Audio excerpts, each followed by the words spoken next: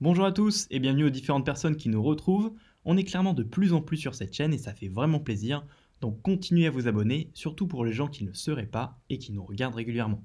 Donc aujourd'hui je vais vous proposer un épisode un peu plus théorique que d'habitude, confinement oblige, mais qui pourrait vous être très utile, notamment pour comprendre l'importance du choix d'une surface d'un parachute. Bref, du coup il y aura trois grandes parties à cette vidéo. La première sera de déterminer la surface du parachute optimale pour notre fusée expérimentale, qui je le rappelle pèsera aux alentours de 28 kg. D'ailleurs, on en profitera aussi pour déterminer au passage le temps de chute libre à ne pas dépasser. Puis ensuite, on passera à la seconde partie où nous verrons rapidement l'attache parachute avant de finir par la troisième et dernière partie où nous verrons la prochaine méthode de récupération. Donc pour commencer, je vous invite à vous replonger dans le document Les parachutes de fusée expérimentale que je vous remets en description. On en avait déjà parlé dans la vidéo du projet Mini Fusée épisode numéro 9, c'est pourquoi j'irai un peu plus vite aujourd'hui. Et nous allons directement commencer par énoncer 4 équations, toutes déjà vues, que voici. On débute avec SP, la surface du parachute, puis FO, la force engendrée par l'ouverture de ce dernier, VF, la vitesse approximative d'un objet pendant une chute libre, et enfin H, la hauteur de la chute avec laquelle on isolera T. D'ailleurs, gardez bien en tête ces 4 équations car elles vont nous être très utiles juste après. En effet, ce que je vous propose de faire dans cette première partie, c'est en fait de réaliser une rapide comparaison entre deux cas distincts.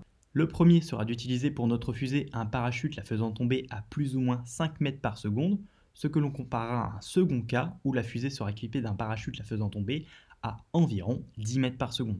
Du coup, première étape, calculons les surfaces de parachute nécessaires qu'il nous faudra dans ces deux cas. Cela nous donne 17 mètres carrés pour une VF de 5 mètres par seconde et 4,3 mètres carrés pour une VF de 10 mètres par seconde. Évidemment, vous noterez déjà une importante différence de surface entre les deux parachutes, ce qui signifie aussi une bonne différence de masse embarquée qu'il vous faudra prendre en compte dans vos simulations. Cependant, continuons tout de même notre comparaison et regardons maintenant ce qui se passe si ces deux parachutes s'ouvrent à respectivement 10, 20, 30, 40 ou même 50 mètres par seconde, avec en ordonnée la force engendrée et en abscisse la vitesse de la fusée. Et bien de cela, on observe très clairement que dans le cas du parachute de 17 mètres carrés, la force engendrée à l'ouverture deviendra rapidement bien trop importante pour être maîtrisée. Du coup, face à cela, il faudra nous-mêmes nous limiter et continuer à comparer ces deux cas en prenant comme FO max environ 5000 Newtons. Ce qui, je le rappelle, fait quand même un effort de plus de 500 kg que l'on devra maîtriser dans le pire des cas. Mais alors, la question qu'on peut se poser quand on arrive jusqu'ici, c'est à partir de quand va-t-on rencontrer cet effort? Ou autrement dit, quel est le temps de chute libre qu'on ne devra pas dépasser si on veut rester en dessous? Eh bien, très approximativement et en utilisant les deux dernières équations que je vous avais présentées, on peut en déduire des résultats, ce qui donne un peu plus de 4 secondes dans le cas d'un parachute de 4,3 mètres carrés, contre seulement tout juste 2 secondes dans le cas d'un parachute de 17 mètres carrés. Bref, et en conclusion de notre petite étude, vous l'aurez compris, nous partirons donc sur un parachute de 4,3 mètres carrés, quitte à avoir une vitesse de descente un peu plus élevée pour notre premier test à basse altitude. Cela étant dit, passons maintenant à la deuxième partie, et faisons un rapide point sur l'attache du parachute qui devra résister à cet effort. Alors comme vous le voyez sur le schéma que j'avais présenté, elle sera composée de deux parties.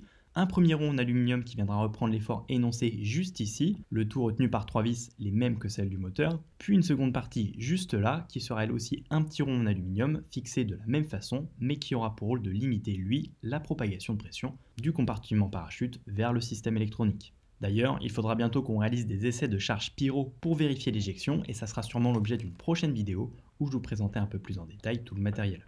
Enfin, troisième et dernier sujet que je voulais aborder dans cette vidéo, je vous avais dit qu'on allait parler d'une future méthode de récupération que nous utiliserons par la suite, c'est ce qu'on appelle le double déploiement. En gros, ça consiste à ouvrir un premier parachute de faible surface proche de l'apogée, ou au niveau de l'apogée, puis d'ouvrir un deuxième parachute beaucoup plus bas qui lui disposerait d'une plus grande surface. En fait, cette méthode permet d'offrir deux avantages, un de ne pas trop déporter la fusée lors des vols à plus haute altitude, et deux, ça permettra de contrôler la vitesse de descente, et surtout l'ouverture du second parachute qui sera lui beaucoup plus large. Voilà, j'espère que cette vidéo théorique vous aura plu. Encore une fois, tout ce que je vous dis là n'est pas à prendre au pied de la lettre, loin de là, ce ne sont que des ordres de grandeur, donc ne basez rien de très précis là-dessus. Sinon, comme d'habitude, je vous dis à très bientôt, portez-vous bien et surtout, soyez prudents.